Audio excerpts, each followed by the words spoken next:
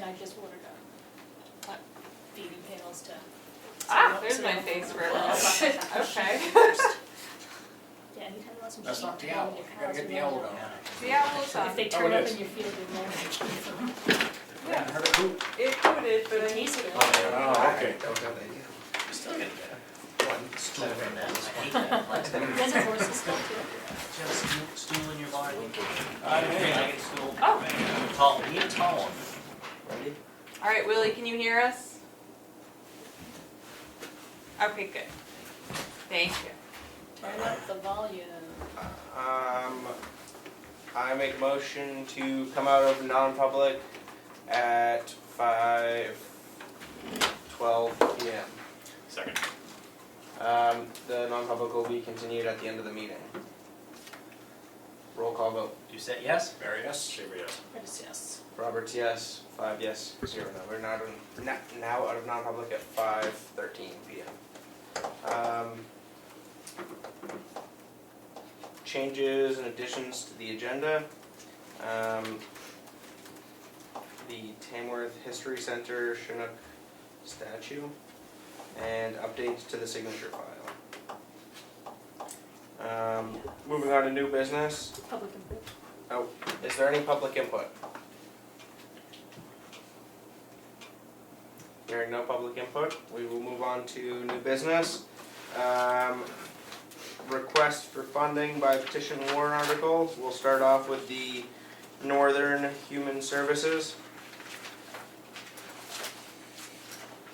Down here. Oh, you know what? I'm sorry. She told me at the last minute that she wasn't going to make it tonight. Okay. So. We will move on to starting point.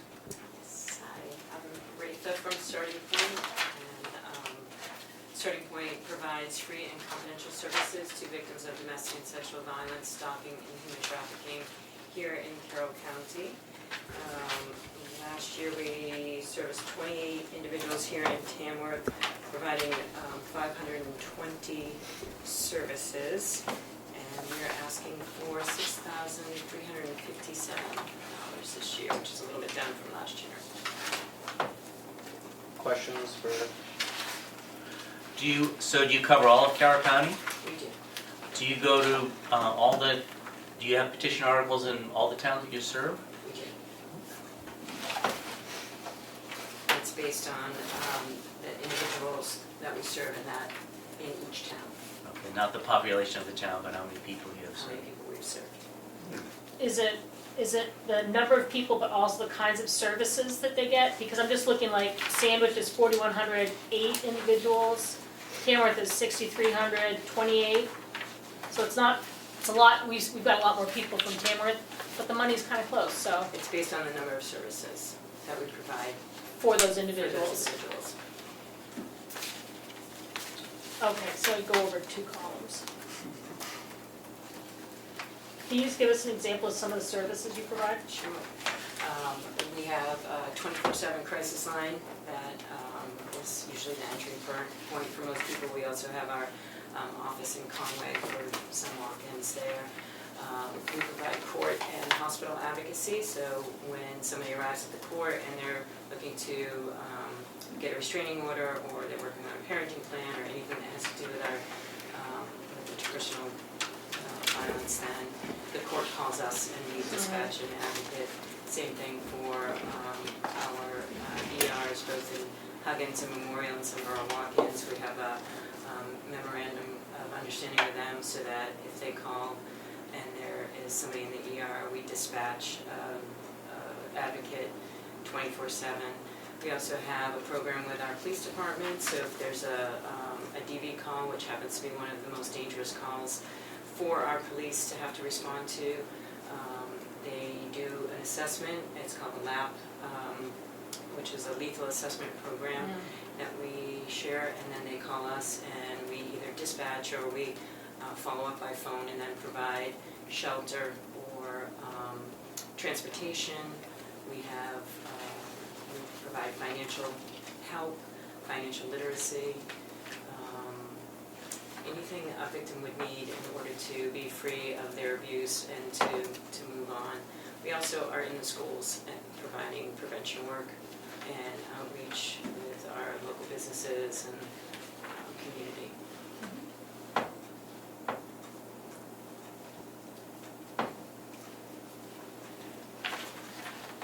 questions for Director White? Other than the funding from the towns, where else does your funding come from? We have state and federal funding as well. We've been pretty much level funded. We had a little bump during COVID. We also had an exponential bump in the number of people that we served during that time, and that has not gone down. And our funding has primarily not gone up since then. But state and federal funding, and we do, of course, fundraising. How many employees or people providing There's services? 11 of us, and we provided over 20,000 services last year here in Carroll County. 11. I thought you were going to say 20-something, so. We You have have 11 very busy people. 11 very busy people. We also do have some tremendous volunteers. I appreciate your data, Just gonna say. very clear. Yeah. It's important to us because it actually is the data that we use to move on and to pay attention to the trends and all sorts of things. So thank you for Yeah. noticing. Yeah. Any other questions? Good. Yes. Does Starting Point receive any funding from the county? From the county? That's a tricky question. We have not, and then we have, and then we have not. So it's a situation we're trying to navigate and figure out. Did you apply this year? We did, and we have a meeting with them coming up. Okay. So I certainly can get that information back to you. We have had some funding in the past. I believe it was a lot less recently than we asked for. Thank you. Can I just ask one Yeah. quick question? So the shelter services you provide, without those, do you imagine, and this is, you're gonna have to completely use your experience here, because it's not a data question. Do you imagine that without the shelter aspect of your services, those people would be unhoused? Yes. They are primarily unhoused. A shelter is not it's not a home. Right, And but I mean, they'd be sleeping in their car with their kids if they couldn't they come to do, you. yeah. And our shelter provides housing for up to 15. So I think it's like, what's the math there? 5, 6 adults and the rest children, and it's almost always full.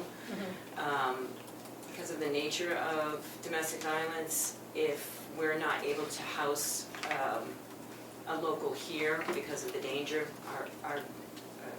a lot of people know where our shelter is. Right. We might use a sister agency, and that's true of a sister agency who needs to shelter somebody outside of their community. But we always maintain enough room so that if somebody in Carroll County is in imminent danger, we always house them. We never turn them away. So whether it's at the shelter or we have to provide a safe house somewhere else, we do that. People come to us in different states of homelessness. Some have just recently been made homeless because they've had to flee, and others have been homeless due to their victimization and over a period of time tried many things and then have come to a situation where they're not safe, and then they end up in our shelter. Well, I think that's a compelling argument that you should continue to make to the county, because we're the only county in the state without a homeless shelter, so. We're the only shelter in the And you- county. yeah. And those who are, and we're working, in fact, Way Station is coming to connect with us tomorrow at our staff meeting, because the number of people who have experienced domestic violence who are homeless is very high. Yeah. The number of people who are struggling with mental health is very high. So the people who have mental health disorder are vulnerable to victimization. People who have been through victimization are vulnerable to mental health Right. concerns and addiction. People who have been victimized may turn to addictive properties, and so we're connected with all of our other agencies and work hand in hand. So if part of my job is to go to all those agencies to help them understand how to screen somebody in to our services so that we can work in tandem with them. So somebody who is struggling with homelessness, and victimization, addiction and victimization, or mental health. So I would say there's not any, I've just made a connection here to do some more work together. Well, I hope the county steps up for you, that would be great. Thank you. Thank you. Maybe they're watching. I hope they are. They are. Thank you for coming in Thanks for tonight. coming in. Thank you. I love I'm gonna move on to the Community Food Center. Hi there. For the record, my name is Maureen Diamond, and I'm here as the co-chair of the Community Food Center for Tamworth and Sandwich. And I brought this just to kind of, because I don't have year-end data in the stuff that I gave Emily earlier, so I just wanted you guys to see if something where I can kind of put things in perspective too. I know you have other information in front of you. Wow, that's great. Last year, you may recall, we amended a $5,000 request down to $3,000, and this year we're back up to $5,000. So that's why I want you to have this information so that you can understand that. The information at the top of the first page is stuff I went over with all of you a year ago. It's nice to see you all again. I appreciate the time. A couple things that I do want to point out, though, that I don't think I emphasized last year. We are a 100% volunteer organization.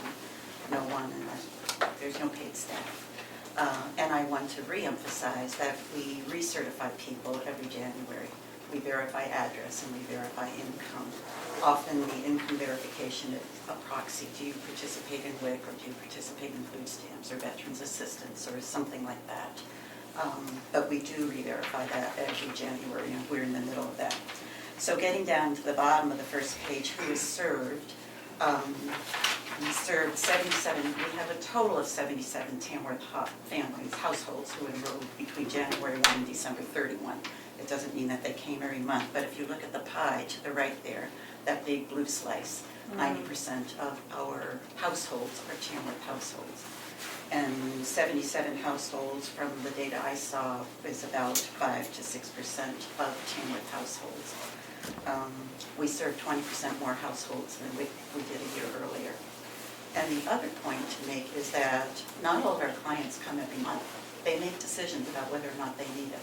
Did they miss a paycheck? They'll be here for some assistance. But if they have what they need at home, they'll wait until there is a time when they need it. We see about 60% of our enrollment in a given month. So people are making decisions. The bottom of that page shows you the individuals that we serve. Those are cumulative numbers for all 26 sessions in 2024. So those are, individuals who came again and again and again. And you see the ages in the pie chart. That number went up by about 14% this year. If you calculate out how many meals we serve, which is you multiply the number of visits by 3 meals a day, by 7 days a week, almost 40,000 meals we help to provide. I mean, we don't serve meals like the Ann does, but we do. They come and they choose their groceries to take home with them. Before we switch, can I ask a question before we switch over? When you're working with the bread school, like the 60 hours of hunger kind of thing, does that fit into those, is that fitting into those numbers there, like the kids, or is that completely separate That would be data? new. If it happens, it would be new. Okay. We have not collaborated with them on their weekend food program. Okay, so that's, Yeah. okay, thanks. So primary sources of support, the first two, individual donations and the Tamworth appropriation, saw each came in about 60% in 2024 compared to what we had received in 23. So the individual donations, that's our fault. That means that we need to be out there, and we have a plan to increase our outreach. And the Tamworth appropriation, we chose to drop our request. The parts of that pie that I'm proud of are the green and the magenta, if that's what I would call it, on the right-hand part. We've done well with grants, and we've done very well with income from community groups. They've been very generous. One of the most recent examples is the Thanksgiving food drive that Vaughn Center did in Conway. George Brown, my co-chair, has been on their case about sharing some of that revenue with Tamworth. They share it with food pantries in the region, and for some reason we just didn't get it. But this year they did very, very well, and we had some very nice revenue from that. Other sources you can see there listed below the chart.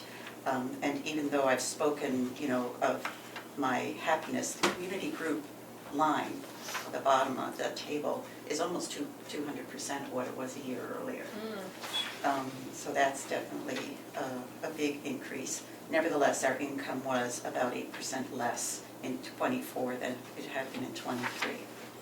One other grant that went up significantly was the food bank gives out some cash to food pantries, and they call it New Hampshire Feeding New Hampshire, and allows you to spend that cash at local farms, local food producers. Remick Farm is a possibility. And we went from $2,000 to $2,500 for that at our program this year. And that happens because we provide the data of our purchases in a timely way and use all of our money each year.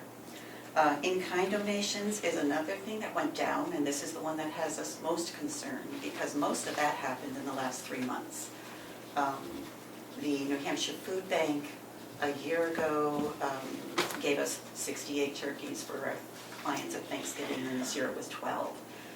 A year ago they gave us $1,250 for grocery store coupons. This year it was $125. And so in November and December, we spent it out of our choice, because this is what we do. We want people to celebrate with their families. We want them to be well fed at this time of the year. We bought grocery store certificates for our clients. And each month that cost about $3,000. So that's our choice. If it's something we have to change, we'll work on that. But that is money that we spent this year. And other small donors of in-kind donations, I think it's interesting. Walmart gives us the bread that we serve to our clients. Gretchen gives us flowers, and you cannot imagine the smiles that come when people walk out with her flowers. Primary expenses in 2024, they went up over 2023, as you see at the bottom of that chart. And the biggest increase was the groceries because of that money that we spent on the gift certificates. Handling fees, we pay the food bank for delivering food to the tramway mall in West Ossipee, and we pick it up there once a month. So that kind of gives you an overview of our usage and our revenue and expenses. What we'd like to do in 2025 is really ramp up our fundraising. Many people don't know us by name, don't know how to give us money. We will change that. And the other thing we want to do, which is hopefully will lead to more clients and more expenses, is increase our hours to Eden. Right now we see people 11 to 3 every other Wednesday. We'd like to change that, maybe 11 till 1 or 1:30, and then come back Wednesday evening at 4:30 or 5 and see families then. So that's something we're pushing on. So I ask you, and I'm grateful for the town's support. We definitely appreciate it. I also know the struggles that you go through. But we ask for $5,000 this year. Thank you.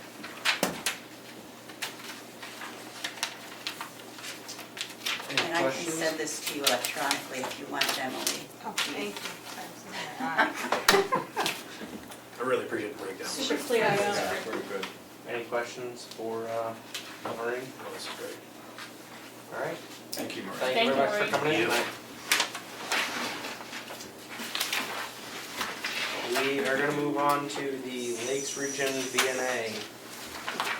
Good evening, everybody. My name is Erin Josky, and I have the privilege of serving as the CEO of the Lakes Region VNA. I've been on their board for several years before being asked to step in as CEO in May of 2024. The Lakes Region VNA provides the spectrum of home-based care to all ages, from newborns through the geriatric population.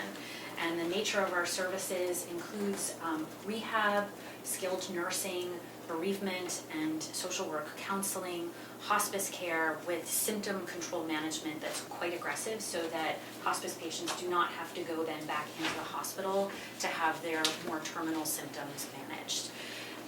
It's an incredibly special type of organization. We're privileged to have been around now for more than 100 years, and we're truly committed to the communities that we serve.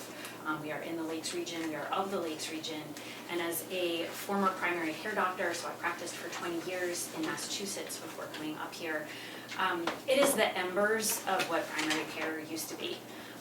It is truly dignified and more respectful, I believe, to receive care in your home. We know that the health outcomes are superior in every way, but I'm also in awe of our clinicians who take on these patients who, frankly, I would have just been admitting to the hospital, that are now being discharged with incredible complexity and wound care needs, and they allow them to thrive and to age in place and to get all of the services that they need. For Tamworth, in the last year, we provided approximately 600 visits to your community. And part of the reason that we continue to need support is because the reimbursement continues to go down despite the complexity in care. But frankly, our commitment from the time of our inception has always been to support any patient regardless of their ability to pay. So charitable care is still very much at the forefront of what we do. We also are committed to ensuring that our surrounding community thrives. So we have a very aggressive tuition reimbursement program for our staff, and we provide scholarships to graduating high school seniors who are pursuing careers in the clinical sciences. It is our hope that the excellence of our staff can help to inspire others to pursue similar careers. And lastly, part of where funding is going is in recognition of the need that there is no pediatric hospice program in New Hampshire. It's an unmet need. It's a horrible thing to have to talk about, but we have a relationship with Dartmouth Hitchcock, and again, speaking to some of that professional development, we're committed to ensuring that every patient in our area who needs such services could be met with what they needed, and frankly, to have it at the highest possible quality. I'm happy to answer any questions. I'm not the finance expert of our team, but we appreciate any degree of support that you can provide us. You were incredibly generous last year with $15,000. We've asked for that again, but again, I recognize you have so many wonderful nonprofits to support that any degree of financial support you could provide us would be met with incredible gratitude. So the metric we tried to explain with the application is that we're really looking to see some sort of formula that shows us how that 15,000 was arrived at. And when the person from your team came last year and was asked that question, he had the number of visits and to Tamworth, and his answer was that 15,000 represented the number that was deficit from what Tamworth people who used your services were able to pay. That charitable care? Yeah. Yeah. So it sounded like Tamworth folks came to you, you got some money from Tamworth folks, but you didn't get 15,000, and so we were gonna bridge that gap and pay for those services. But now you're coming back asking for the same number this year, so it sounds like that wasn't the right I breakdown. can't attest to that, Yeah. that individual, we've had a big leadership change, which is part of why I was asked to come in. Okay. So I can't explain what their math was in the past, and again, when the request was made this year, I think it was just kind of a knee-jerk, well, they gave us 15,000 before, and we could certainly put it to good use. Yeah. I will reframe that and say, whatever degree of support you could give us would be appreciated. I don't have a specific formula to say how much charitable care was given specifically to Tamworth. And I can understand why you would want that number if that was going to drive what your donation was. Yeah, and I'm only going to speak for myself as one vote on the board, that Tamworth is one of the least affluent towns in the region that you support, and I think it's fair to support organizations that directly benefit our townspeople. And I would recommend coming back next year, being able to say, this is a charitable deficit for supporting folks in Tamworth, and figuring out whatever that math is. And maybe it's higher than 15,000, and we can't necessarily meet all of it, but it would be great to know what that is, because we do have to make hard decisions about how to spend taxpayers' dollars to support taxpayers. I want you to hear that. I hear that loud and clear. Yeah, and you've been really clear, and I appreciate that. I'm just No, thank you letting you know where for we're coming articulating from. it again. Yeah. our position is a little awkward. You keep saying any amount would be gracious, but our position is we say yes or no to your request. Okay, That's So, all we're allowed to I do. mean, that's, we don't have the option of saying, well, let's give them 10,000. You know, it's either yes or no to the 15. So that's our position. okay, But that, just wanted to explain that we can't adjust that number ourselves. Right, it's not a donation, it's Because it's a warrant a article. petition. Yeah. article. that's Yeah. understood. And, you know, so a point of order would be, can someone who's not from Tamworth, you could get permission from the moderator to speak at town meeting and amend from the floor your request, Mhm. if need be. If need be. If need be, I'm just saying, that could be, yeah. It would be good to have some at town meeting anyway. Yes, Yeah. I think I would love to Yeah. make sure that we have a presence there. Yeah. And, you know, the other thing that I want to acknowledge is that Tamworth has a wonderful community nurse Right. program who I'm very excited to partner with. So, not to duplicate their efforts, Mhm. but to truly provide something that's complementary. Mhm. A lot of what we do is, again, in that commitment to community wellness. So what kind of educational needs are there in Tamworth that we could help to supplement? Are there other blood pressure clinics or immunization clinics that are necessary? So those are also the kinds of services that we provide to our service area, and I'm very excited that we've made that a closer connection with your community nurse to be able to develop that more fully. Right. And that would be another great thing to be able to understand, because looking at the write-up, it really does echo what TCNA also provides for town, and we support TCNA with quite a large amount of money. Sure. So we want to make sure that we're not supporting A duplicative effort, yes. Right, so it would be, we'll look forward to seeing what the collaborations look like in the Excellent. future. Yeah, thank you. And I appreciate the coaching and the insight for what will be most helpful to you, so Yeah. thank you. And to people in town, At the end of the day, Yeah. that is the most important. and hope it's never pediatric hospitals. Yeah. But thanks for doing that. Thank you very much. Thank you. Thank you.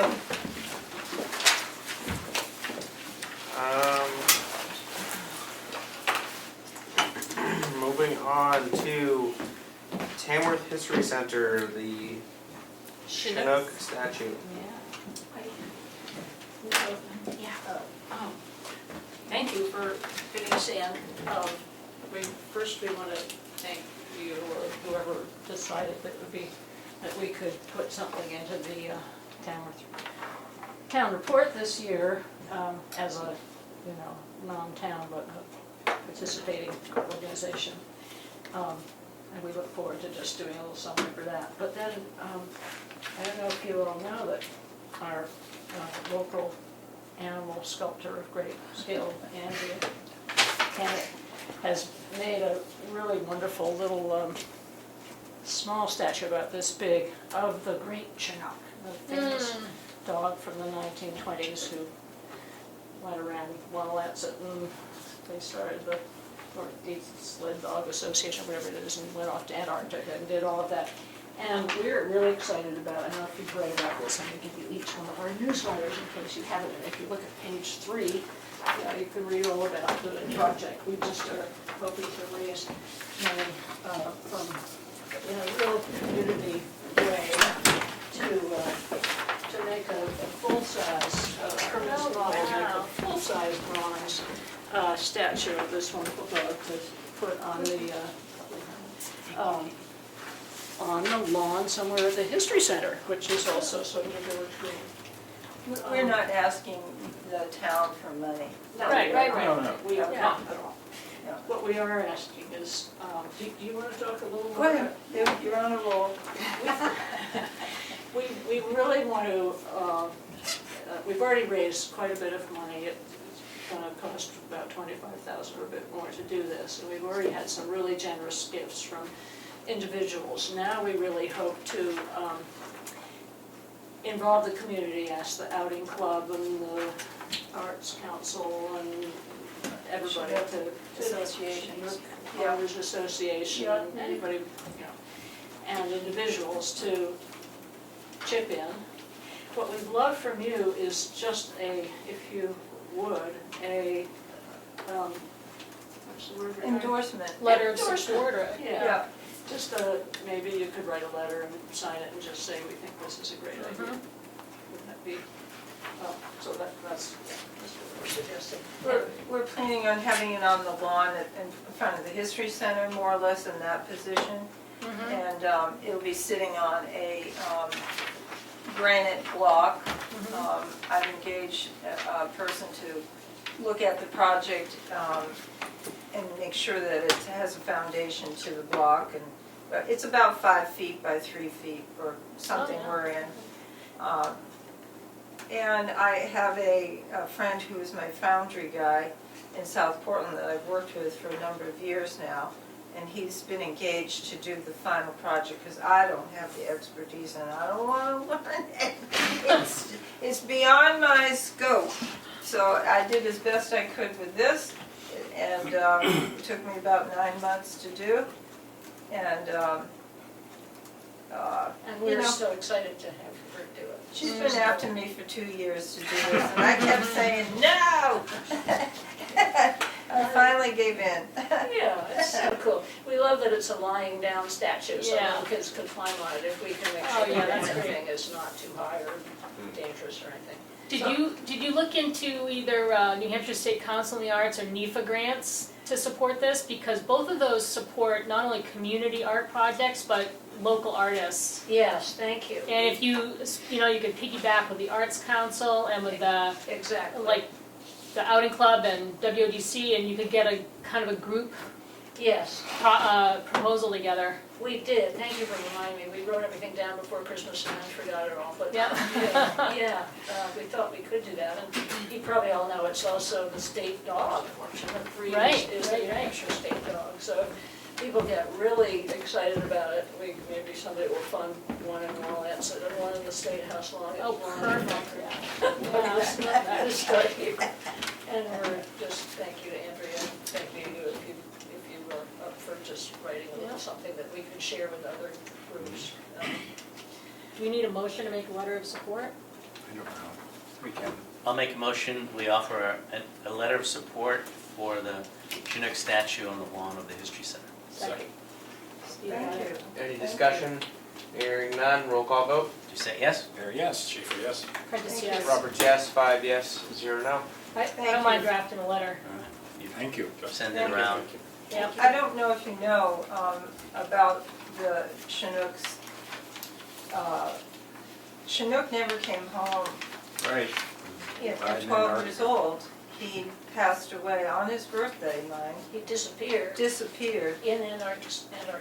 in the Antarctic on this expedition. They never found him. Yeah. So, I get all choked up, don't mind me. But it feels like he's coming home. Oh, And we've got a place for him now. And, people can understand that if you have pets and such, that when you lose one and you don't know what happened to him, it's pretty tough. So this is a way, I think, to everyone can honor him and settle him in and, Thank you. From the photos he's just seen. There was I had a great conversation with Bud Nickerson once about the in-war. He's either in northern Maine or in Greenland. I can't remember where He it was was. in Newfoundland or something. Yeah, he was somewhere, and he's out and clearing a runway in a snowstorm, and a plane lands, and off comes Walden with his dog Oh team, my and he goes, "Hey, I know you. You're from my town." Small world. That is Well- not. That doesn't do Bun's story justice. Well, that's Well, great, and close we should enough. collect all kinds of, Yeah. that's it, Yeah. put together. So- Thank you very much. Thank you. Thanks. Thanks a lot. Beautiful. All right, up and away. Moving on to old business, land donation map. Can't, No. Annual meeting election. Oh, excuse me. Not moving on to old business yet. On to annual town meeting election location. Mr. Chairman, can I have a point of information, please? Yes. I just wanted to inform the board here that the county appropriates $545,000 for regional appropriations. that's the nonprofits. Mm. And Starting Point has already put theirs in, and it was approved for 25,000. Oh, great. Oh, I good. just wanted to make sure, the county in the past had a policy not to have both the towns be asked for funding and also the county. Yeah, But I think it might have been reversed, but I don't know if they put it in place again. yeah, And that reason was they didn't want, the county they were giving them a request that the town should also have to do the same thing, if Mhm. they're covering the same region. Mhm. I just wanted to make sure. Yeah. thank you. Thank you. It's cheaper than I thought they would. So annual town meeting election location.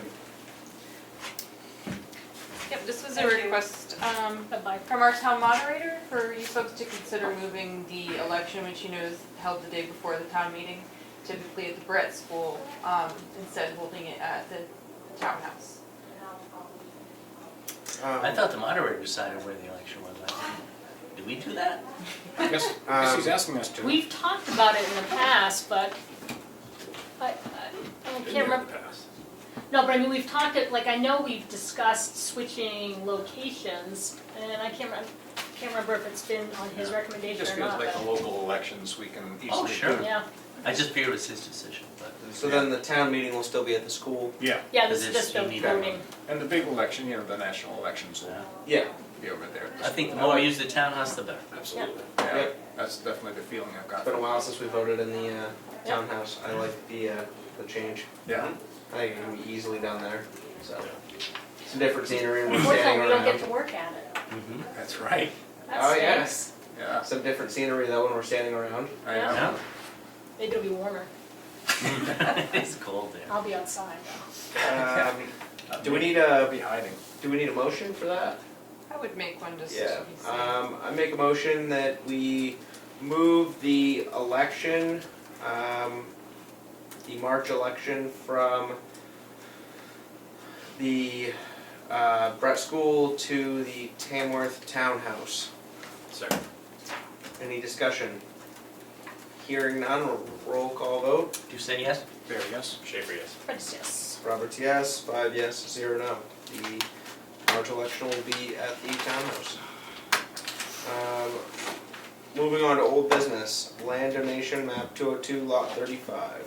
Okay, here's the update on brownfields. I was in touch with Tim Reynolds, who's the engineer for Novus, who's working on this project, and with Matt Rose, who's the, I don't know, he's got a new title and I can't remember what it is, but he works for LRPC and he's the guy who's handling our project through LRPC.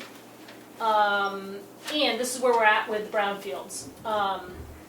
When Mr. Cloutier owned the property, he started this process, and the historic resources review and the site-specific QAPP addendum, which is all that research I talked about before, where they look at historic documents and go to the site and match things up with what the historic documents say to see whether there any red flags come up.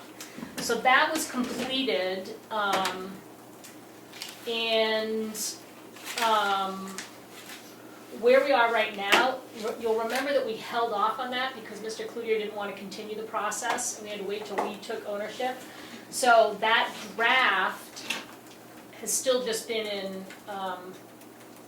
some Novus files somewhere. So going back to, Ed asked at the last meeting whether that document could be reviewed, and I said, yeah, you should be able to review it. You actually can't review it yet because it's still a draft that hasn't been approved by the EPA. So the next step is that it's getting sent to the EPA for review, and that takes a minimum of 30 days. They really try to get it done within 30 days though, because otherwise it backlogs this process, and they're committed to the brownfield process going quickly. So he's, Tim's thinking he'll get it in by the end of this week. That gets us going in the pipeline, which should take us to mid to late February. And once that's all approved by EPA, we can then post for public access. So it goes to EPA, they say, yep, this was done correctly, you've got all your bells and whistles, here's a completed draft, then it becomes public. Once that's been done, we go into the actual sampling that we have to do for phase 2. And during that process, they call it the subsurface investigation. So during that process, the engineers and the scientists take the soil and water samples. And the litmus is they're looking for toxins in any quantity or form that can negatively impact humans through inhalation, ingestion, or contact. And assuming, he says they're assuming they can complete the subsurface investigation, which is like the soils and whatnot, by early to mid-March, and then they'll get into groundwater sampling completed by the end of March. Data for all of this will be compiled by the end of April, and a first draft of that report will be available in the beginning of May. And then once we have that compiled, we look at what they find. And if they, if they find something, we'll go down one of two paths. One path will be, well, we found this, it's whatever, easy doozy, here's our cleanup plan. The other path is, we found this, we need to sample more because it's whatever it is. So we go down a more sampling path until we come to that same fork again.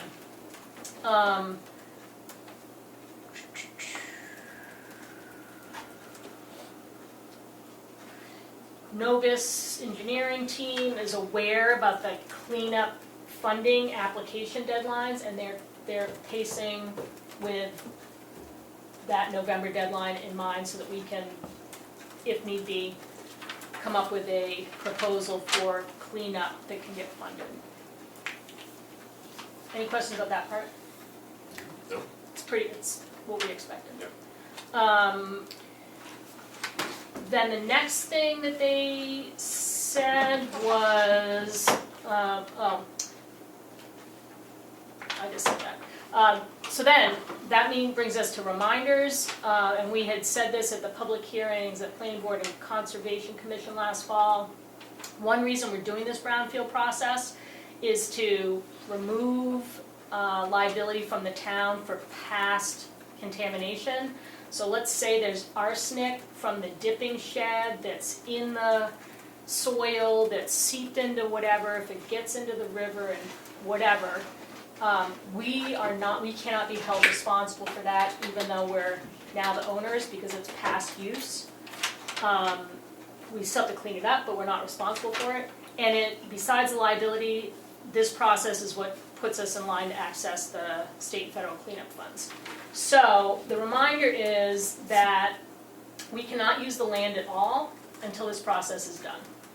So we can't park road equipment there, we can't go in and haul trash away, we can't burn the brush that's there, we can't rip out moldy sheetrock, we can't fix the roof, we can't take away tipped over 50-gallon drum, we can't do anything.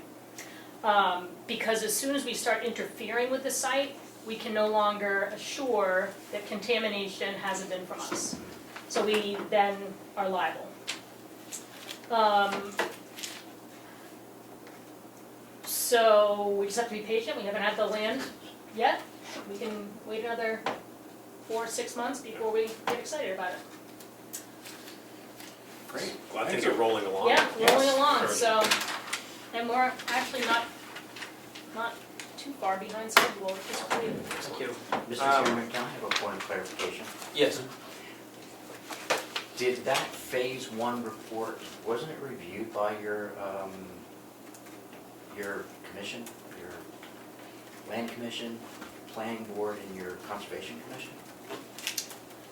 The draft was, but it was done in non-public because it was not a public document yet. It was not a legal document yet. They did not see the report. They had it. They got the summation of the report from me. So they knew what the report said, but they didn't see that the report's 175 pages. Okay, thank you. Thank you. Yep. Moving on to the transfer station. Let me just be clear. The report, phase one is saying things like, there used to be a lumberyard there. The lumberyard had a dipping shed. The dipping shed in 1932 would probably have had these kind of chemicals that we should look for. There are 2 tipped over 50-gallon drums behind this building. There looks to be black seepage behind it. Like, that's the report. There's nothing scientific done from it yet. It's a cursory report, and it's based on historic documents, Can I have a deeds. follow-up, Mr. Chairman? Yes. Is that written down, Is what written down? what you just told me? Yeah, so the report says something like there's a photo, and it says three 50-gallon drums, one on its side, black, solidified, something. Well, I would say that since it shouldn't really have been done and not public, I'm going to officially request that draft report or draft paperwork or document that was discussed about about that draft report. I have no idea why they would say that that draft report is not publicly available, even if it's not complete. I can either tell you the answer now or I can tell you afterwards, and might as well tell you now. The reason it was not discussed ahead of time is because we did not own the property, and the owner of the property, according to his attorney and our attorney, had the right of protecting his reputation should the town not agree to take the land. And he, if he wanted to put it on the market, which is why we didn't go into phase 2, because then the disclosure would have had to be public. Disclosure didn't have to be reported in phase 1, it does have to be reported in phase 2. Then I still stand on wanting the information and just, you're gonna have to write back and tell me what exemption you're using to keep it non-public. Okay, Thank you very I much. assume the report's public now, it's not public yet, because the it phase hasn't, one. it hasn't, it's only a draft. That's what I said at the last meeting, when Ed asked about it, I said, sure, you can take a look at it. I was just told it wasn't a public document yet because it's still a rough draft. There's nothing in it that, I don't know why you can't see it. I'll check with our attorney, make sure you can see it and give it to you. And just tell me the exemption you're using to keep it out of public view, that's all. Okay, Thank you very much. you're gonna submit that in writing so I remember? I don't really have to, but I think you understand what I want, right? It's in my minutes. I know. Okay, And I know there's an exemption 5 under FOIA for draft documents, but I don't know what the exemption is under the state law, so. What was that? He's looking for the exemption under the public records law, Okay. so we can look that up. Okay. Any other discussion on the brownfields update? Thanks, Lean. Hearing none, we're gonna move on to transfer station improvement discussion with Richard. Thank you. And I've asked Willie to zoom in, if he wants to pitch in at any point he can. Emily and I had a good conversation today with Sanborn Head, the engineers working with us on the transfer station.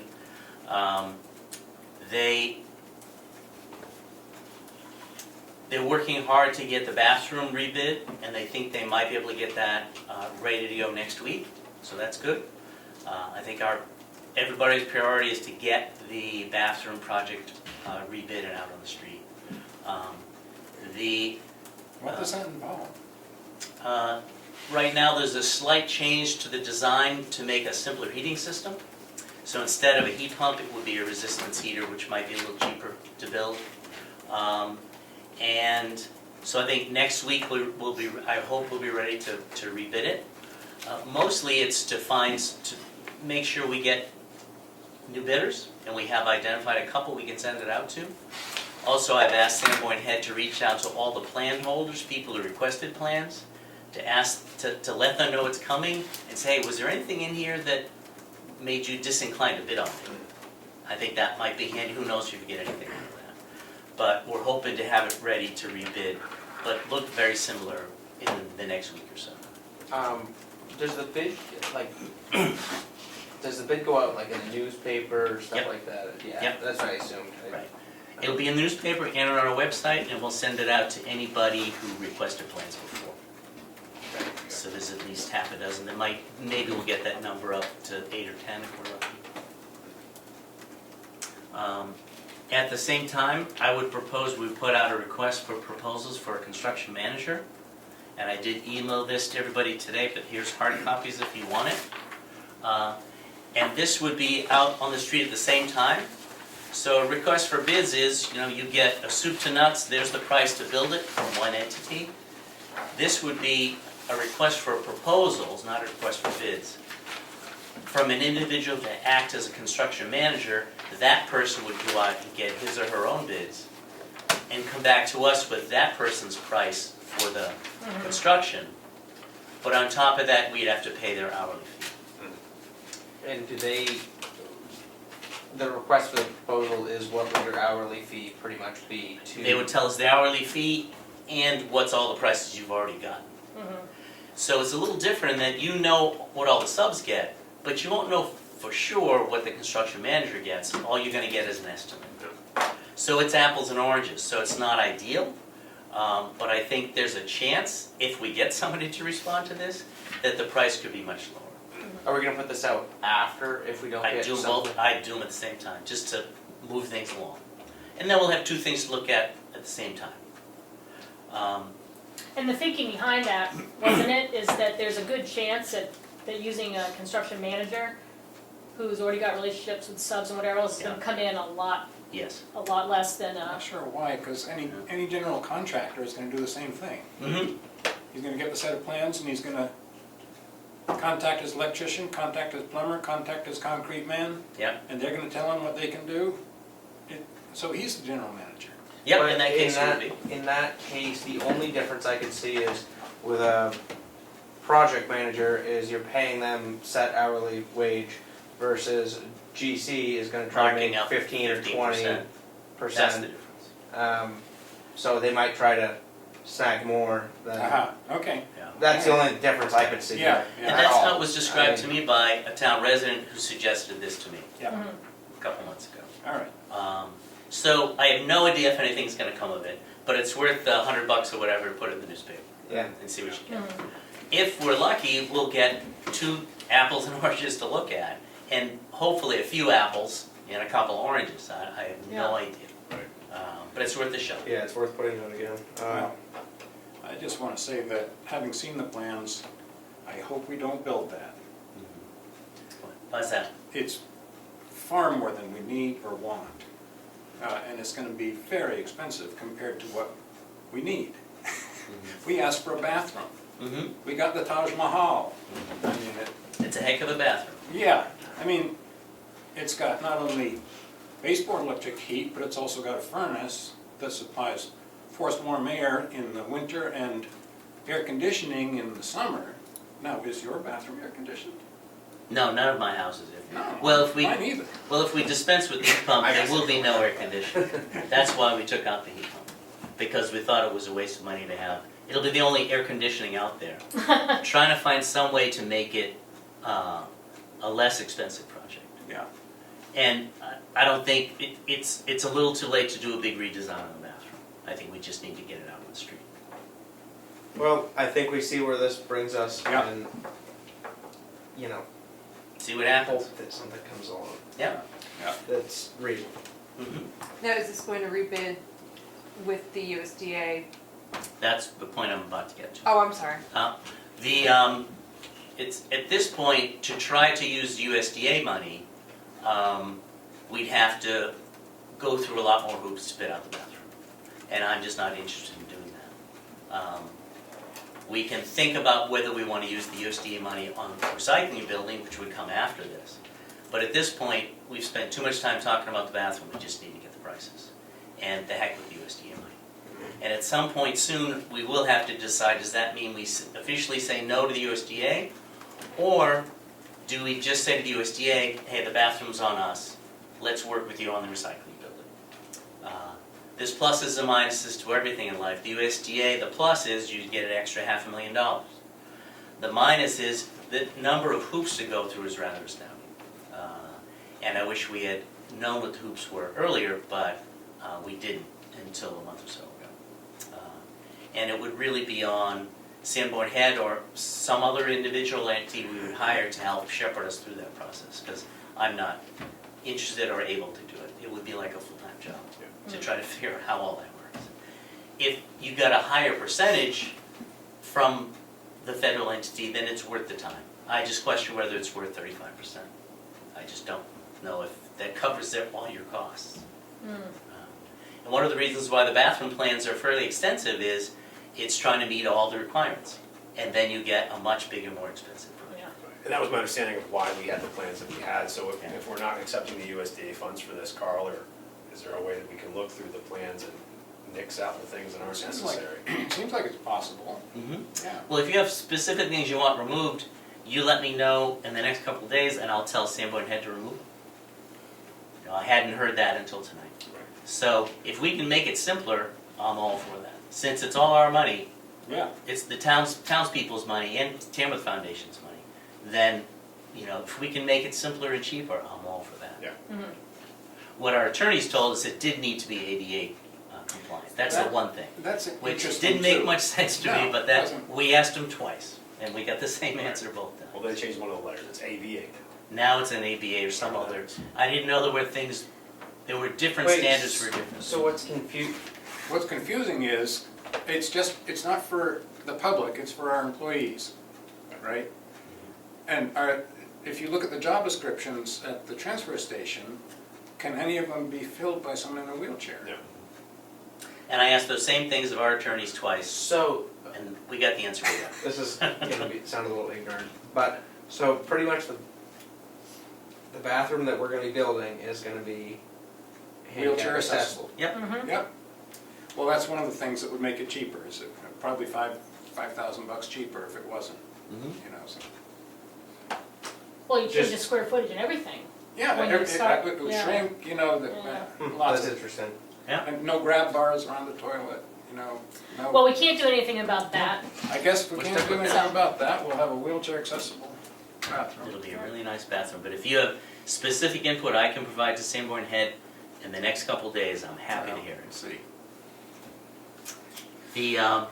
The next step would be the recycling building, and we spoke to Sanborn Head about that and made it very clear to them that that effort needed to be much quicker and much cheaper than their proposal. Their proposal was far too expensive. And we're running not only out of money, but out of time, and that town meeting authorization runs out at the end of this year. So one of the questions that we have for our attorneys is, and Emily's gonna take that on, is, does that mean the whole project needs to be built and the final payment made by the end of the year, or simply under contract Encumbered. by the end of the year? So that's really key, because if you have to start designing a building now and try to get it built by the end of the year, that may not happen. But at least we'll have a bathroom, and that's why the bathroom's first. Be unlikely, Yeah, I think we'll be lucky. yeah. So Well- Sanborn Head is gonna talk to some building manufacturers to find out what ways can we do to find a building that's almost off the shelf, where you have a lot of the parts sitting in the backyard already. That's the only way I see where you might get them. In which case, we hardly need them. But then you've still got groundwork and foundation Yep. and, you know, Yeah, yeah, yeah. electrical, plumbing, well, maybe not plumbing, but I just electrical. think they're Yeah. too expensive. I agree. I mean, I just hired an architect to design me a house. This, story and a half, 2 bedrooms, 2 bathrooms, full basement, oversized 2-car garage attached. The initial plans are gonna be $2,000, and by the time we get enough details to build it, it may be $4,000. This is a 24 by 32 foot story and a half house with 2 bathrooms, I don't know, and we just paid $40,000 for a bathroom. Mm-hmm. It just, something doesn't fit, you I- know, Yeah, I understand. Things are always more expensive than I thought they would be. yeah. So, Richard, I have a question on, Mhm. with Sanborn Head not understanding the USDA requirements for the bathroom bidding project, do they now understand those requirements for the recycling center?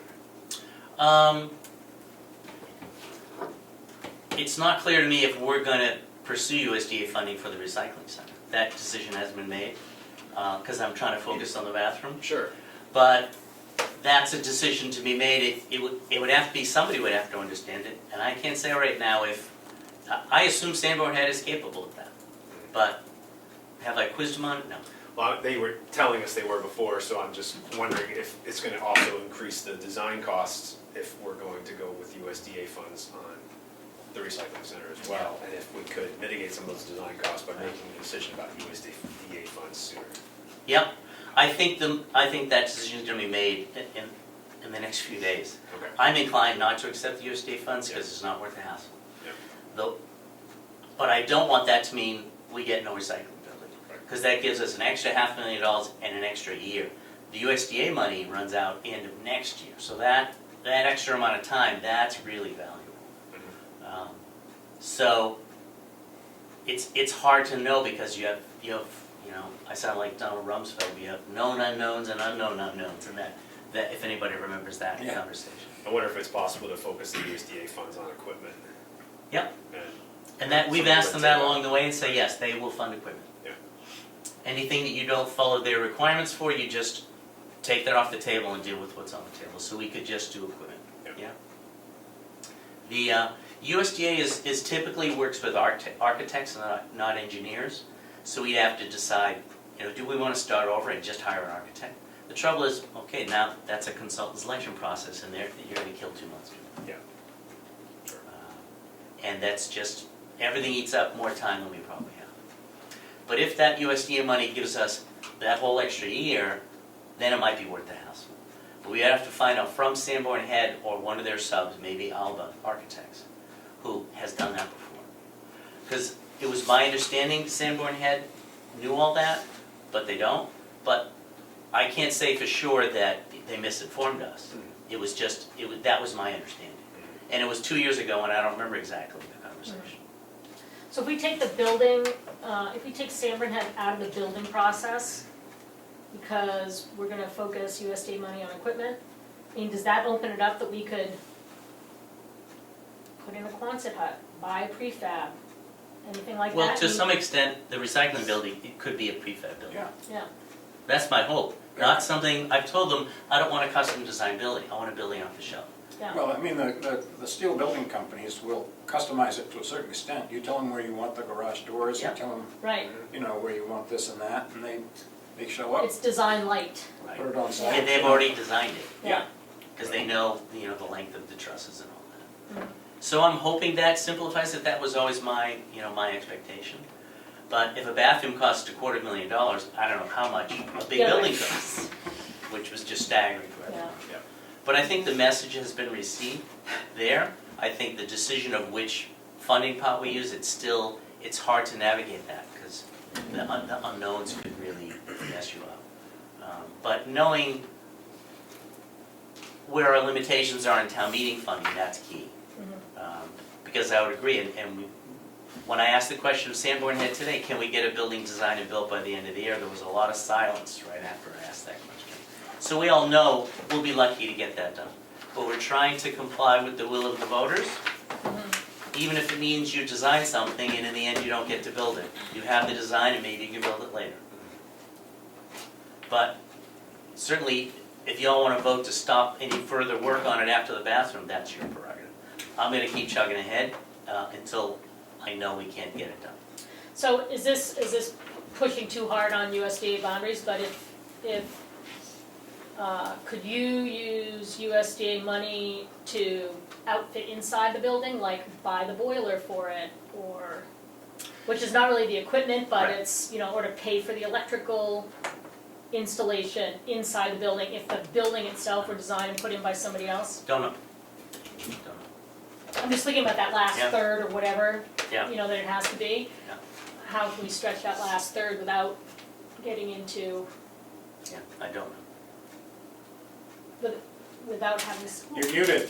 Sanborn Head? Willie, hold on. Wait, Oh, no, wait a no, second, Willie. Not you. Willie, you have to unmute yourself, I think. No, he's unmuted. Oh, He is. why can't we hear you? We can't hear you, hang We on. can hear you. We're It looks like the volume. messing with the dials here. I'm gonna come in real loud in a second. Oh, thank you, Ed. Now he's muted. Now I'm unmuted. Whoa, There there you you go. go. There we go. Hey, Willie. There you go. scope over.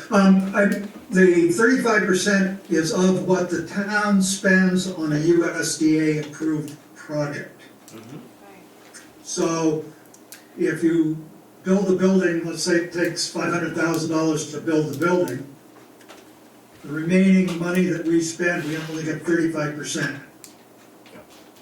So we wouldn't get the full $500,000. Right. Or 493,000. We wouldn't get that. We'd get 35% of the money that we spent on equipment, say. And Which more, makes it cheaper equipment, for sure. and the more things we take off the table for USDA, like the bathroom, well, you can't factor that into the 100% and get 35% of that plus, because the bathroom to them doesn't exist. Right. If that makes sense. Right. Right. So the math gets a little, It's 35% of any USDA approved the. Project. Project. Right. Yep. Right. equipment, Yeah. building. Yeah, it just sounds like the USDA involvement's gonna complicate things so much more, it already has.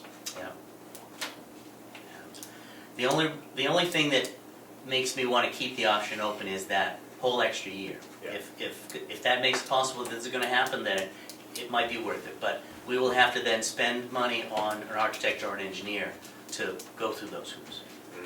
But the money we're gonna spend on the architect and the engineer, if the bathroom's been any sort of indication, that is going 35%. to, is going to, It's going to eat up a good It's chunk of that 35%. gonna eat it up, right? So, Well, you went to Ashland. Yep. You were impressed with their recycling? Yeah, and did it all themselves. Yeah, and they're under a yeah. rhino hut or whatever No, they're that's calling just it. storage for the bales. Yeah. They have a building with heat Oh, they and an do. office and everything else. Mhm. The building that we're looking to build is about the size of that building. Mhm. And they have a separate hoop structure that costs $100,000 to store bales. Uh-huh. Okay. Who built Ossipee? I mean, they're all The kind town of, did, the town Yeah. built theirs. I don't think they got any outside funding. but I mean, it's nothing fancy, it's Mm-hmm. utilitarian and, I don't know how much it costs or, yeah, I mean, I know their baler cost over $100,000. They have a big horizontal baler. Yeah. Which our compactor guy says we should get one of those. I said, no, we won't, it's over $100,000. Right. Yeah. He was adamant about that. He liked that horizontal baler. so does Ossipee. They like that horse. Yeah, Yes, they they do, get a absolutely. I like it. tremendous amount of cardboard, so it made Right. sense for them with Green Mountain Furniture. So Willie, what am I forgetting? I don't think you've forgotten much. It's still a nightmare. Yep.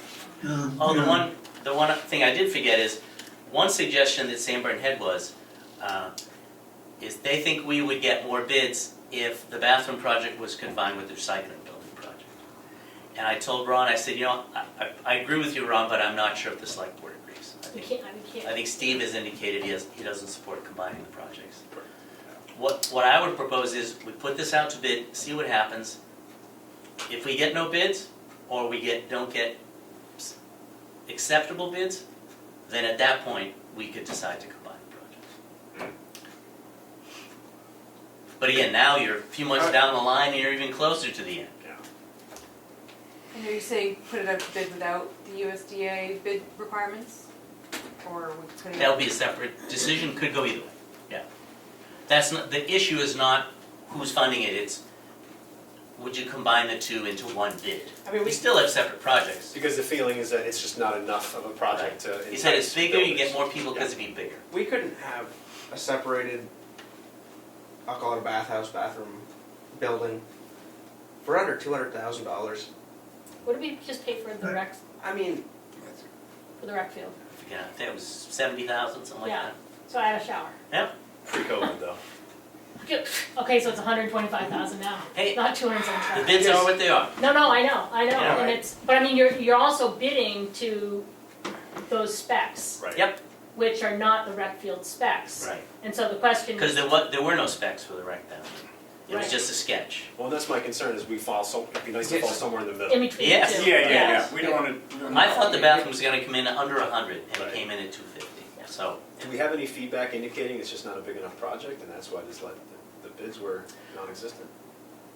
Nope, we don't have any feedback, and I've asked Sanborn Head today, reach out to the plan holders to find out why they didn't pick it.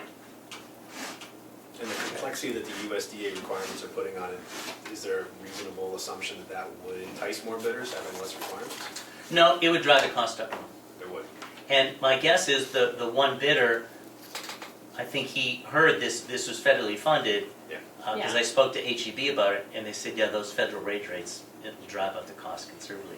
So at the front end of the bid documents on the bathroom, we're gonna say this is locally funded, there is no federal funding. And that one sentence alone could drive the cost. Yeah, that's a good idea. Yeah, I didn't think about having to have federal rates on the job and everything, Yeah. same with state rate, yeah, okay. That makes, The Davis-Bacon rates are pretty high. That's the name of the federal. some of them are triple to Yeah. what local rates are for. Yeah. But I had a still, pro- it doesn't make I sense. had a project in Massachusetts to hire people to cut trees at airports. And they were hiring lumberjacks from Canada to come down Oh and my cut the gosh. trees in Massachusetts because it was so profitable for the guys running the chainsaws. So that's, prevailing wage should be prevailing, but somehow it got into something that's a lot more than it is. Yeah. Alright, Richard, thank you. yeah, thank you Yeah. for your work. I look forward to The being done. US, one other thing, the USDA, in the comments when we were talking with them last, they said they were not surprised at the Yeah. cost of the bathroom. Yeah, they They are. said a lot of their projects have all run into these issues, that the escalations has just gone through the roof. So, not that it makes it right, Yeah. not that it makes we want it, but that's what they So said. it's something they've been running into. Yeah, Wanna give us more local money then? wages. Well, just wait till all the lumber goes to California. Yeah. And then Just a plywood's gonna sunshine. cost a lot of money. You won't be able to buy a piece of plywood. Yeah. Yeah, let's get this done. So both the request for proposal and the request for bid, it might go out next week or the week after, sometime soon, so it may go out before our next meeting, Okay. just so you know. Thanks for sticking with that. Yeah. It's Yeah, a thank lot. Yeah, And then we'll deal with the compactor after that. So, Oh, man. Thanks, Willie. So just to yeah, recap, good, next, thank you. so next week-ish. Yep. It's gonna go out to rebid as it already was. A slight change of plans, and any Yes. new changes that Carl comes up with in the next 2 days. Okay. Plans, and along with an RFP. For construction management. Okay, thank you.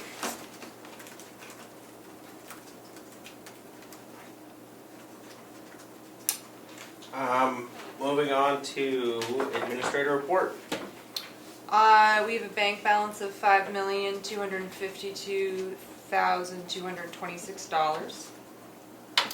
I've just been spending a ton of time going over final edits of the budget and getting all of our warrant articles drafted and uploaded to the DRA portal. It's a good sign when everything gets a green check The mark. green text, yeah. That's the, my suggestion to you folks is our next meeting is January 28th. That's our last meeting before the budget hearing on February 5th. And my suggestion is it's one kind of final overview of the budget to make any last minute changes. This is also, so publicly, a good time for you folks to weigh in, to tune into that meeting, because the budget hearing is really not the place to make $100 changes. Yeah. I mean, it's great for you guys to have that opinion, but the hearing is really when, unless you're making large, huge changes, at that point in time, like we're down to the wire as far as going to print on the town report, so. I was actually talking to Emily about this, and I'll say this now, think about it, and next week when we're going through the last run through the budget, maybe we can talk about this, but like for a process for the budget hearing, I mean, that's supposed to be like the last run through. We've been super clear with people, it's been posted every week for months that we've been talking about the road budget, talking about the police budget, like on separate agendas. We've been looking for public opinion, we've been getting public opinion and questions. I feel like the process has been very ongoing, it's been very transparent, there's been a lot of room for public input. The hearing should be that last time for people to make a comment, ask a question, but it shouldn't be that is not the time, right before it goes to print, I don't think, where we are renegotiating all the numbers, because every time we change a number that's in that, Emily's gotta go back and change it in 3 different places.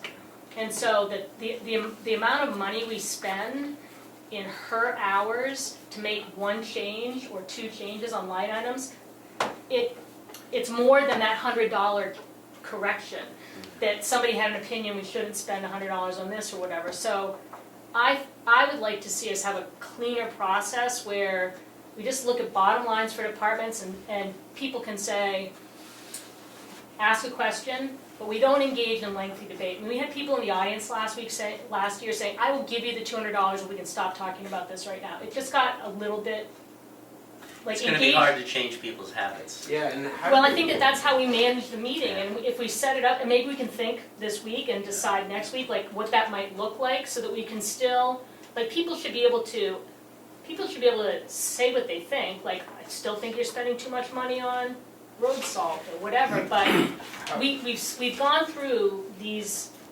all of these departments and all of these lines over and over for months now. It just seems like. How do other towns do this process though? I mean, are we kind of like the same as every other town? I mean, is that just tradition that I think people that's show tradition. up? I think it's tradition like- here. Well, but I know, I'm just saying, is it Yeah. tradition in 8 other surrounding towns that people show up last minute and say, Sandwich is not like this. okay, In Sandwich, they go through the budget, and they when they go through by departments, and if somebody has a question or comment, they accept the question or comment unless somebody's pointing out an error, which does happen sometimes. People let them have their say, and you move on. Yeah, I will say our budget compared to other towns is very detailed, which, Yeah. I mean, for transparency's sake, is a great thing, right? As a resident, it's really nice to know, like, exactly down to the dollar what's spent. A lot of other towns do general budgets. And for the public, I have to have the budget hearing publicly noticed 2 weeks in advance, which we're coming up on. And at that time, I will also have the draft budget posted. So I'm looking at, like, really next Monday, Tuesday, when the hearing is noticed, I will also post a draft budget, so that if you do have questions, $100 questions, nitpicky stuff, on our meeting on the 28th is a good time to bring that to our attention, so we can make those adjustments before the Everything is budget inputting. hearing. Yeah. But yeah, I think other towns, struggle with the same thing. When you're publicly noticing the budget hearing, that is the time for the public to ask you guys questions. You have the authority to say no to those $100 changes, okay. And I think part of it is also, somebody can say, I don't want you to spend $100 on road salt, and we can say, well, this is why we think we need to spend $100 on road salt, and they're gonna say, and we can answer the point, we can answer the question, but we don't have to engage in debate about the $100 for 35 minutes. Okay. So unfortunately, that's your job. You gotta So come you with get your the big whip to just, I mean, I want to debate over the $100, alright?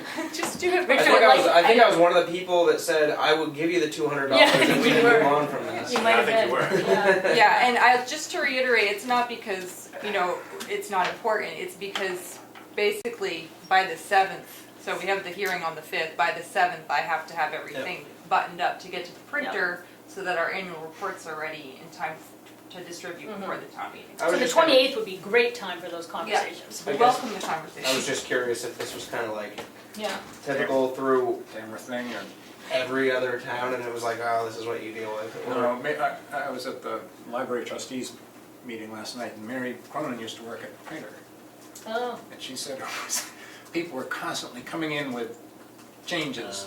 yeah, The thing's already at print, and they're yeah. coming in with pages that are different. And maybe part of the difference is that we have line item, subline, subline, subline down like this, And a lot of towns, it'll be on 2 pages. Right. Because it's really just the big departments. I mean, it might just say highway, total, without what it's all for. I seem to recall last year there was some math being done and supposed errors being pointed out that weren't actually errors. So that might solve some of that if we just have the bottom lines. Yeah. So if it's okay with you folks, next meeting on the 28th, I mean, a lot of the agenda will be just budget review. But other than that, everything's going smoothly, I think. Good. As far as you know. As far as I know, it's all Budget. Is that it for? Can we make sure that that's on the website, that people are invited for the 28th to come in and Sure. have one last conversation about the budget, like Maybe bring some of that. nitty-gritty conversation? Is that it for administrative report? I think so, unless you have any questions for me. Any questions for Emily? Moving on to select board update, starting with Richard. Last Tuesday, the 7th, Steve and I and Brian and Willie met with Todd from Atlantic Recycling, who's the vendor for the compactor. Very fruitful discussion about, much of it about exactly where it would go. So that was good to have him on site. This past weekend was styrofoam collection. I don't know if anybody of you dropped off the foam at the transfer station. It's Saturday and Sunday for a few hours. They got loads of it. I'm sure they'll report on the volume, but it's gobs of foam were collected by the Tamworth Recycling Project. And that gets hauled to Guilford? Yep. Yeah. Guilford has the one and only Yeah, styrofoam melting doohickey in the state. yeah. And they got a couple grants to fund it. I think it was 100% funded. It took a while because it took more than one grant because it's expensive. It's like a $60,000 or $80,000 foam melter thingy, and it turns it into big, massive ingots of foam. And for every certain amount of foam, they get a free picnic table or something made out of plastic. Yeah, yeah. That's cool. So how does that work? Do they charge surrounding communities Nope. to bring their phone? Nope, it's You just bring it? Yep. And the Tamworth Recycling Project volunteers, mostly Willie and Ellen and Maud Anderson and a couple Yeah. other people. They somehow put in these giant bags in the back of Willie's pickup truck and a trailer, and they schlep it down to Guilford. Oh, yeah.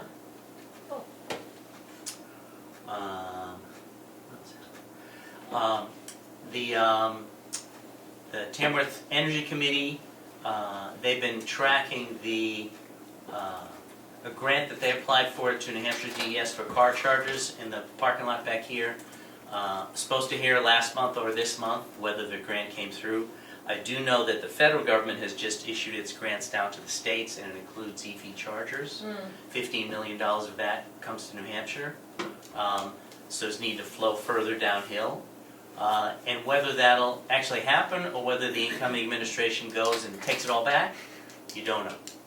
But at some point soon, either Emily or the Energy Committee will get word from DES if something happens. But that would be 80% funded by the federal government and 20% from the Tamworth Foundation, if it happens. And that's it. I think my only meeting was the library trustees.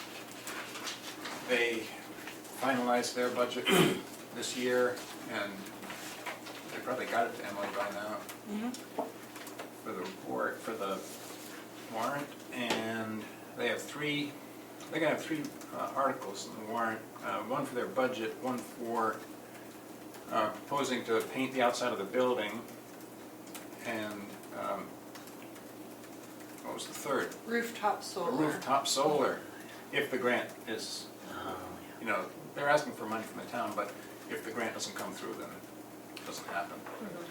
So they'll have three articles in the warrant, and they also have, they're gonna have three positions in the ballots for trustees.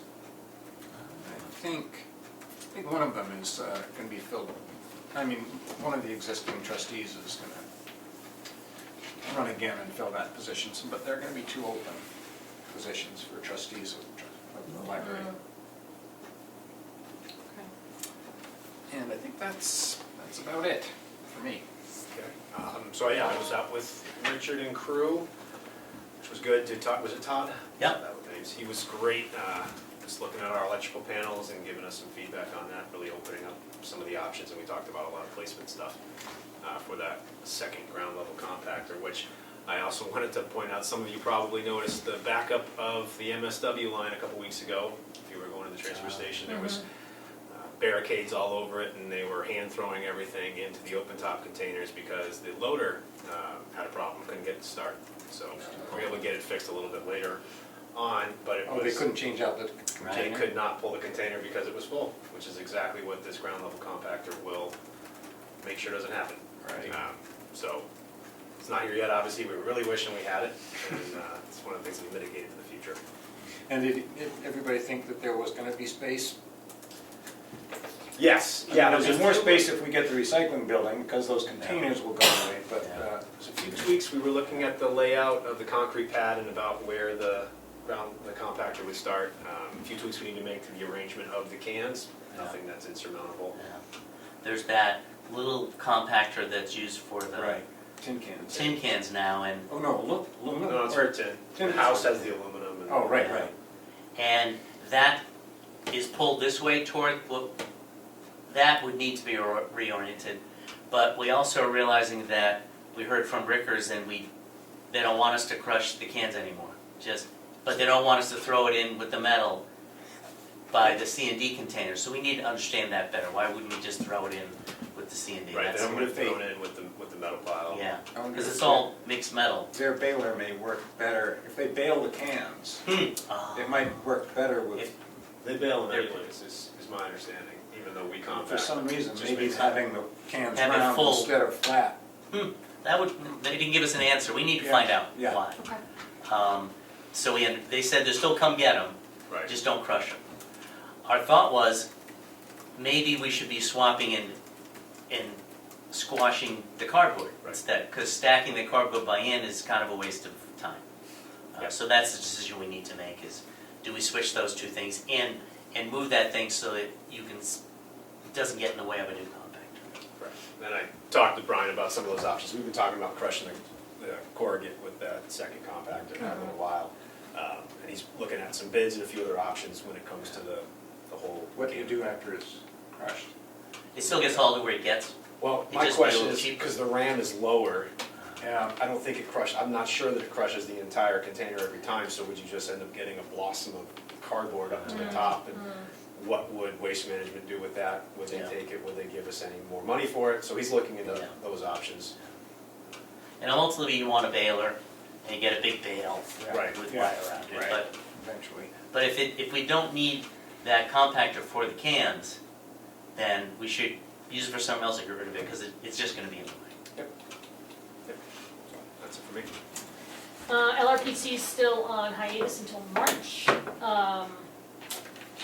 And I worked on the brownfield stuff this week, and the only other thing we should say, in case anybody's watching, is that coming right up on the 22nd, I think, check with Kim Trammell, but that's when people can start signing up for running for town office. So Carl and I are up for re-election. I think that there are maybe 3 spots on the planning board right I now. want to say it's January 20th. Is it the 20th? 20th, yeah, Is the filing period? I think. 20th to the 30th, something. No, I thought, Don't quote well, me on that, whatever, I'll post it's it. coming Yeah, right yeah. up, so, Yeah. so check with Kim, and then there are spots on every board right now, so, people should participate, it would be good.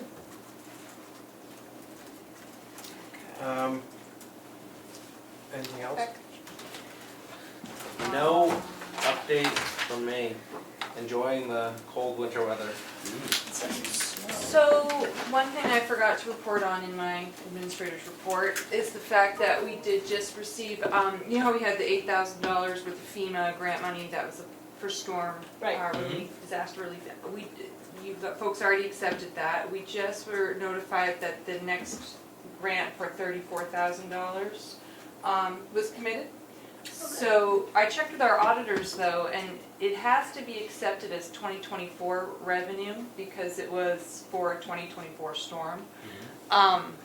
So we need to have, and because it's over $10,000, we have to have a public hearing on Okay. accepting unanticipated Funds. funds. The road agent, because, so when we accept that as 2024 revenue, that just goes into the unassigned fund balance essentially. The road agent is asking that he then can increase his road construction line for 2025 by $30,000 with that offset from the unassigned fund balance. If we get the grant. We received the We grant. just got We received it, Yeah. Yep, not the 64,000, 34,000. 34. Oh. Yep. Oh, excellent. So, I don't know. I don't know that you need to make a decision right now. I think that would happen at the public hearing when we accept and expend those funds.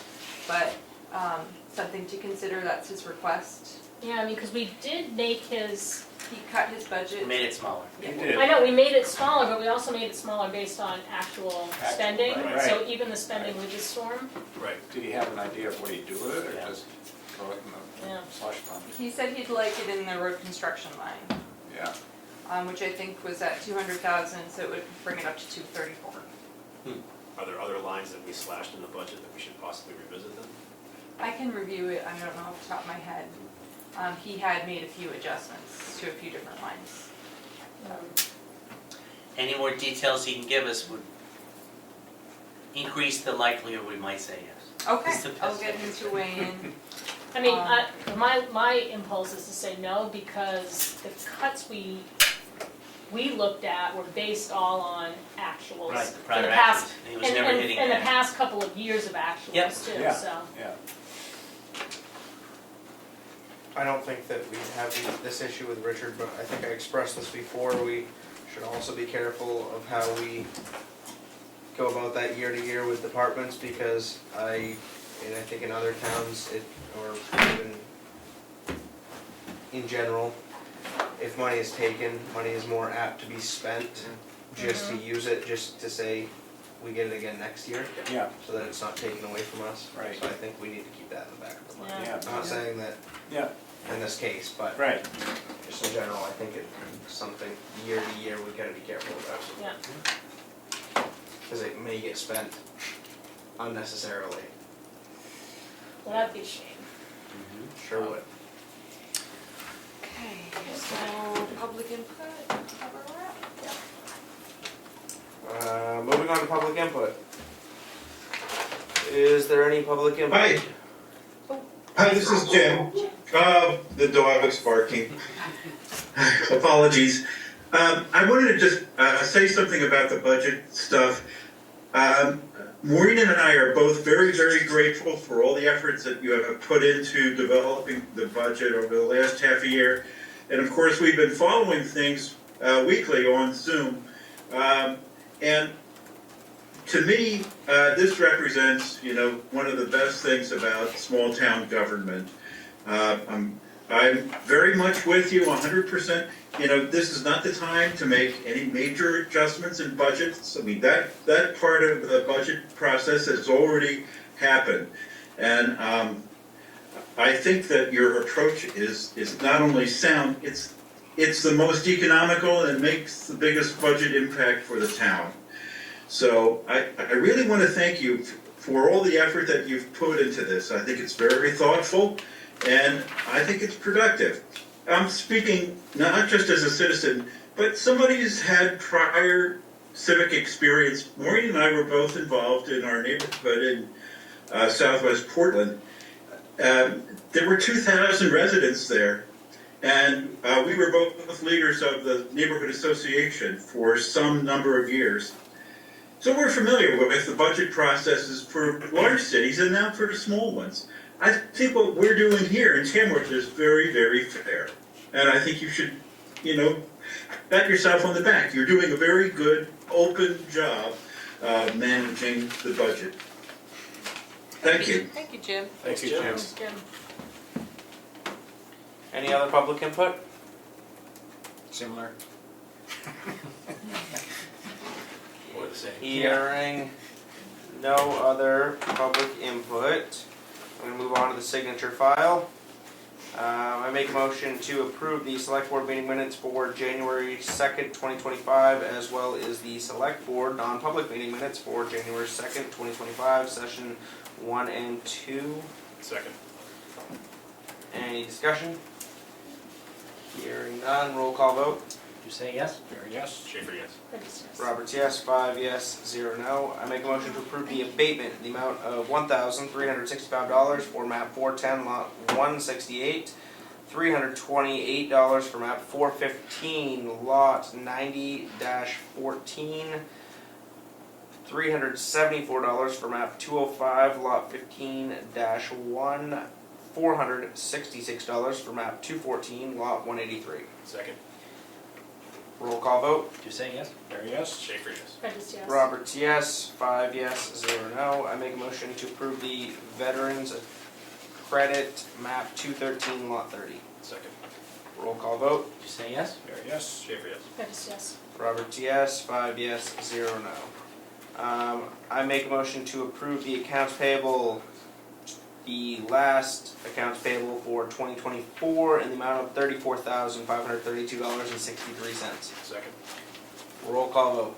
Did you say yes? Fair yes. Schaefer, yes. Curtis, yes. Roberts, yes. 5 yes, 0 no. I make a motion to approve the accounts payable for $126,535.27. Library payment, $55,000. Primax, $25,000. Advanced diesel, $8,000. Fireworks deposit, $7,500. Second. Roll call vote. Did you say yes? Fair yes. Schaefer, yes. Curtis, yes. Roberts, yes. 5 yes, 0 no. I make a motion to approve the payroll in the amount of $44,233.41. Second. Roll call vote. Did you say yes? Fair yes. Schaefer, yes. Curtis, yes. Roberts, yes. 5 yes, 0 no. We are gonna go, I make a motion to go into non-public under RSA 91-A:3 to the only session. Continued. Continued session. Continued session from the beginning of the meeting. Did you come here for something, Becca? 6:48. We'll be out. Planning board? Tuesday? No, ZBA, I mean. I was gonna say, I don't know about planning board No, either. ZBA, Okay. quarterly meeting, We'll be every out. second Tuesday in January. Do you want me to open the other conference Oh, room well, just in that's case this discussion is Because we've got second Tuesdays now. Yeah. Yeah, Do that's a that. good idea. Okay. Just in case we're not open. I'll do it. Handle it. I do a good job though. I do a better job than No, Keith. you did. did. Oh, Keats mangled it. Sorry, Keats. Yeah, Keith, if you're watching. Where's that? I really hope she's I'm sure she's watching every one of these. I told her. Yeah. Yeah, 6:58. I make a motion to come out of non-public at 6:58 p.m. Second. Roll call vote. You say yes? Fair yes. Schaefer, yes. Curtis, yes. Roberts, yes. 5 yes, 0 no. Minutes are not sealed. Motion to adjourn. Did you go get the gavel out of the cupboard so you could have it tonight? No, somebody left for you. I give it to him. I was in prep for the That's very ZBA. nice of her. Oh yeah, go tell Becca that we're out of her. I think they already set up Did they? in the other room. I don't know. They've got plenty of room. Just do All whatever you. 3 of them.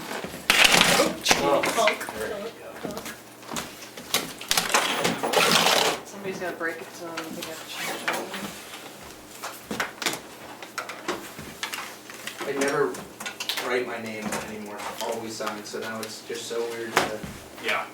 write my name. Today is the 14th. It is. Yeah. 25. So where is it?